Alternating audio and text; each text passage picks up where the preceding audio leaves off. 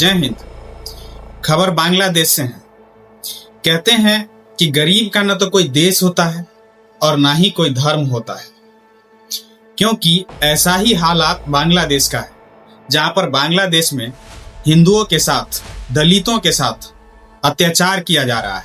उसे मैंने यह भी बताया था कि दीपू चंद्र दास नाम के एक मजदूर को, जो फैक्ट्री से काम करके घर लौट रहे थे, और उनके ऊपर यह इल्जाम लगाया गया कि पैगंबर के खिलाफ उन्होंने कुछ बोला है, लेकिन वहां के किसी व्यक्ति ने उनको बचाया नहीं, बल्कि जितना भी जिहादी और मुस्लिम समुदाय के जो व्यक्ति थे, उन्होंने उसको भीड़ में चारों तरफ से घेर लिया।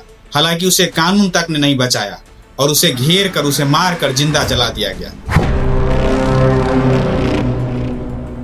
लेकिन हादसा इतना ही नहीं रुका, लेकिन ये स्थिति वहीं पर नहीं रुका। वहां पर 7 साल के एक बच्ची को भी आग के हवाले कर दिया गया। और पूरे दुनिया में नेशनल और इंटरनेशनल लेवल पर जो मानवता को शर्मसार करने वाली घटना बताया जा रहा है, और बांग्लादेश के अंदर हिंदुओं को घसीट करके, पीट करके उसे भगाया जा रहा है। लेकिन हमारे देश के माननीय यशस्वी प्रधानमंत्री श्री नरेंद्र मोदी ने बॉर्डर पर हाई अलर्ट जारी कर दिया है कि कोई भी जिहादी हमारे देश के अंदर अगर एंट्री करते हैं तो उसे ठुकाई कर दे। और हाल ही में बीएसएफ के जवानों ने ढाका के 2 जिहादियों को ठुकाई कर दी है और बॉर्डर पर हाई अलर्ट जारी कर दिया गया है। अब बात रही कि ऐसा बवाल मचा क्यों वहां पर, और वहां पर मोहम्मद यूनुस जो प्रधानमंत्री है बांग्लादेश के, वो चुप क्यों है। कहते हैं ना कि पूरे दुनिया में जो लड़ाइयां चलती है वो जिहादी और मुस्लिम के खिलाफ चलता है, और हमारे देश के अंदर भी कई लोग जिहादी हैं, मुस्लिम हैं। हमारे देश के अंदर भी जिहादियों की कमी नहीं है, और हमारे देश के अंदर भी भ्रष्टाचारियों की कमी नहीं है। हमारे देश में भी गुप्त रूप से पाकिस्तान से बहुत सारे कनेक्शन हैं, गुप्त रूप से बांग्लादेश से बहुत कनेक्शन है, और ये दोनों कंट्री मुस्लिम कंट्री है।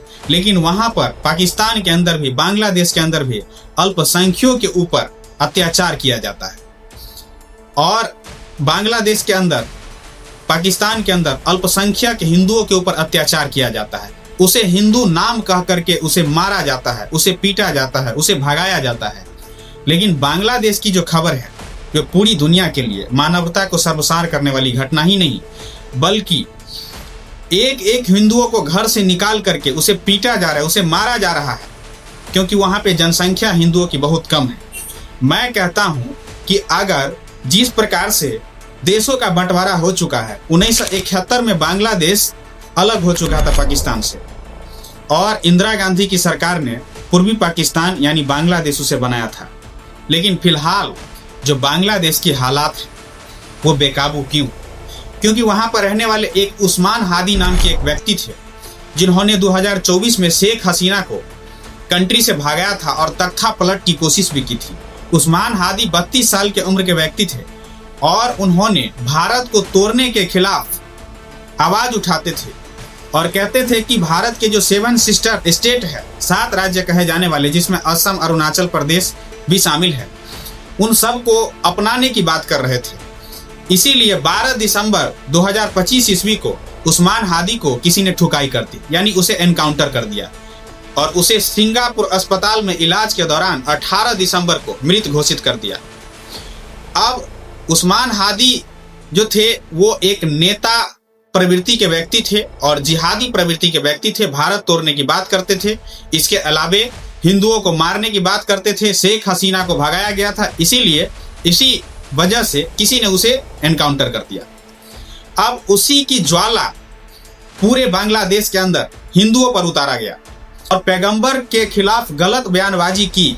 इसीलिए दीपू चंद्र दास को बिना सबूत के आधार पर, बिना किसी सबूत के खिलाफ, उसे भीड़ में किरोसिन तेल डालकर आग लगा करके उसे मार दिया गया। लेकिन इस प्रकार से जो दिल दहला देने वाली घटना है वो पूरी दुनिया को शर्मसार करती है। अगर बांग्लादेश और पाकिस्तान के अंदर हिंदुओं को सुरक्षित नहीं रखा गया, जिस प्रकार से हमारे देश के अंदर मुस्लिमों को सुरक्षित रखा जाता है, उसके साथ आदर सम्मान और प्रेम भाव दिखाया जाता है, उस प्रकार से बांग्लादेश के अंदर, पाकिस्तान के अंदर हिंदुओं के साथ अगर ज़्यादा दुर्व्यवहार इसी प्रकार से होती रही तो हम लोग चुप बैठने वाले नहीं हैं। हम लोग भी अन्याय के खिलाफ आवाज़ उठाएंगे, पूरी दुनिया के अंदर अन्यायियों के खिलाफ लड़ेंगे, और जहाँ पे अन्याय होगा वहाँ पर हम लोग चुप बैठने वाले नहीं हैं, क्योंकि पूरे देश में मानव जाति निवास करते हैं और मानवता को शर्मसार करने वाली व्यक्तियों को हमारे देश हिंदुस्तान भी उसे नहीं छोड़ेंगे। जिस प्रकार से दीपू चंद्र दास की हत्या हुई है, इस प्रकार से हिंदुओं को मारा जा रहा है, एक एक छोटे छोटे बच्चे को मारा जा रहा है, जिस प्रकार से एक एक महिलाओं के ऊपर अत्याचार किया जा रहा है, उसे भगाया जा रहा है। पश्चिम बंगाल के अंदर भी कुछ ऐसा ही हालात है। पश्चिम बंगाल में जो हिंदू आए थे वहां से भी हमारे देश के अंदर ही भगाया जा रहा है, और पश्चिम बंगाल में भी इस प्रकार की व्यवस्था किया जाना चाहिए मोदी जी को कि जितने भी बांग्लादेशी मुस्लिम हैं, जिहादी है, उसे बॉर्डर खोलकर धक्के दे करके भगाना चाहिए। अगर ऐसा नहीं करते हैं तो ये हम ही लोगों के देश में रहेंगे और हम ही लोगों को मारेंगे, हम ही लोगों को काटेंगे। और ऐसा हिंसा कई बार मैं पश्चिम बंगाल में और बांग्लादेश में और पाकिस्तान में देख चुका हूँ। लेकिन हम लोग अब चुप बैठने वाले नहीं हैं, क्योंकि अगर मानवता के खिलाफ ऐसी स्थिति और हालत रहा तो हम लोग चुप बैठने वाले नहीं हैं। हम लोग भी देश के लिए और हम लोग भी हिंदू संगठन को बचाने के लिए, हम लोग भी मानवता को बचाने के लिए खड़े रहेंगे। और जहाँ पे मानव ही नहीं बचेगा वहाँ पर हम लोग चुप बैठने वाले नहीं हैं। अभी मोहम्मद यूनुस जो बांग्लादेश की राजधानी ढाका के पीएम, जो प्रधानमंत्री बांग्लादेश के मोहम्मद यूनुस है, वो अपना वोट बैंक बचाने के चलते हिंदुओं के ऊपर अत्याचार करवा रहे हैं। लेकिन वो दिन दूर नहीं, आज भारत कमजोर नहीं है। भारत के ऊपर जो उस्मान हादी ने टिप्पणी की थी, जिसके चलते उसे एनकाउंटर कर दिया गया था, और 12 दिसंबर और 18 दिसंबर के बीच में उसकी जब मौत हो जाती है तो उस्मान हादी के खिलाफ हिंदुओं को निशाना बनाते हैं, टारगेट। जबकि वो जब किसी से वो लड़ नहीं सकते हैं तो हिंदुओं से लड़ सकते हैं, और हिंदुओं को टारगेट करके उसे अपने देश में पीटा जाता है, मारा जाता है, अल्पसंख्यकों के साथ दुर्व्यवहार किया जाता है।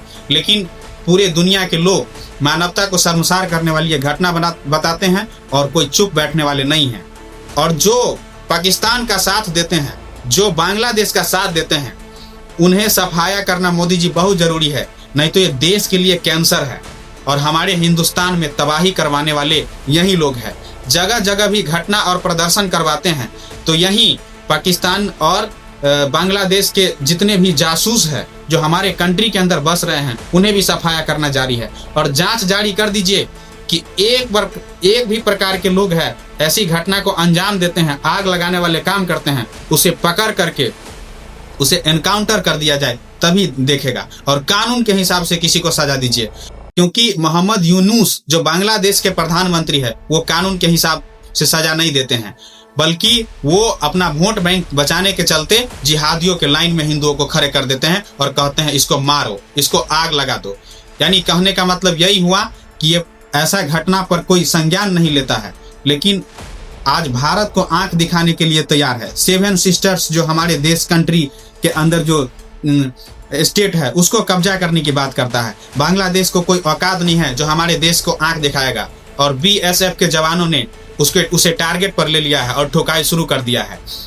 तो जय हिंद। नेक्स्ट वीडियो में मिलते हैं और हम इसी प्रकार से बने रहेंगे। और हमारे देश के अंदर जितने भी गद्दार हैं, जितने भी पाकिस्तान को समर्थन करने वाले लोग हैं, जितने भी बांग्लादेश को समर्थन करने वाले लोग हैं, उन सबको ढूंढ कर एनकाउंटर कर दिया जाए, नहीं तो हमारे देश के अंदर भी आग लगाने की कोशिश ये लोग करेंगे।